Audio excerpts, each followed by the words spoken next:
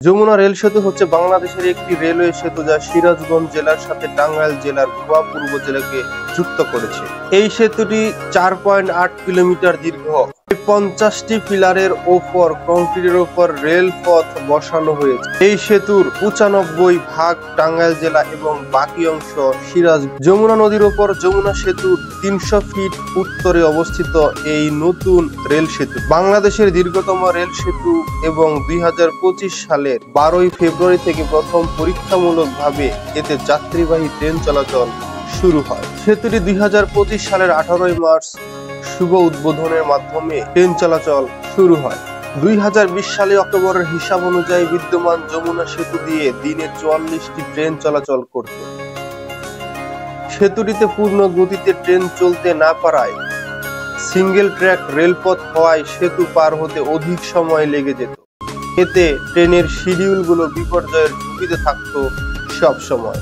ঘন্টায় সর্বোচ্চ 20 কিলোমিটার গতিতে চলা একটি ট্রেন সেতুটির পূর্ব পাশের স্টেশন থেকে পশ্চিম পাশের স্টেশনে পৌঁছাতে প্রায় আধা ঘন্টা সময় লেগে যেত। এছাড়াও সেতুটিতে ওজন সীমাবদ্ধতা থাকার কারণে ভারী পণ্যবাহী ট্রেন চলতে পারত না। যমুনা রেলওয়ে সেতুতে রাজধানী ঢাকার সঙ্গে দেশটির উত্তর ও পশ্চিমাঞ্চলের ট্রেনগুলোর গন্তব্যে পৌঁছাতে সময় গড়ে 2 ঘন্টা কমে যেত। পাশাপাশি পার্শ্ববর্তী দেশগুলো থেকেও রেলপথে পণ্য পরিবহনের সুবিধা বৃদ্ধি পেত। প্রথমে 2016 সালের 6 ডিসেম্বরে সেতুটির নির্মাণ প্রকল্প অনুমোদন দেয় জাতীয় অর্থনৈতিক পরিষদের নির্বাহী কমিটি।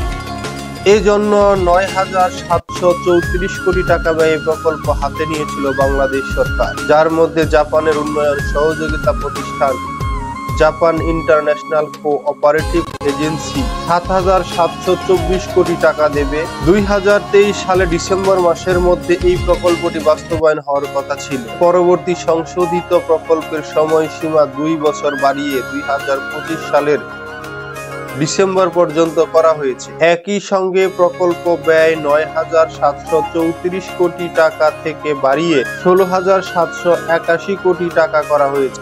নির্মিত ব্যয়ের 72% ঋণ সহায়তা দেবে, অর্থাৎ বাংলাদেশ রেলওয়ে প্রকল্পটি বাস্তবায়ন করবে।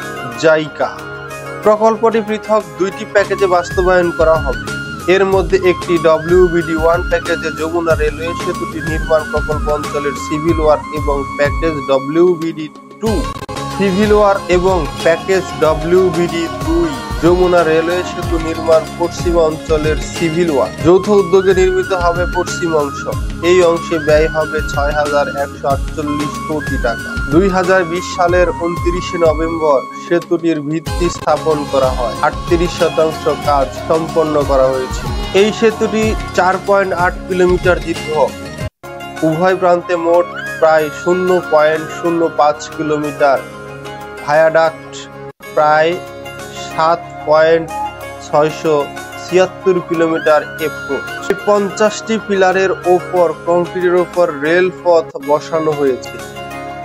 এর মধ্যে উল্লেখযোগ্য হলো সেতুতে steel pipe, sheet pipe foundation রয়েছে।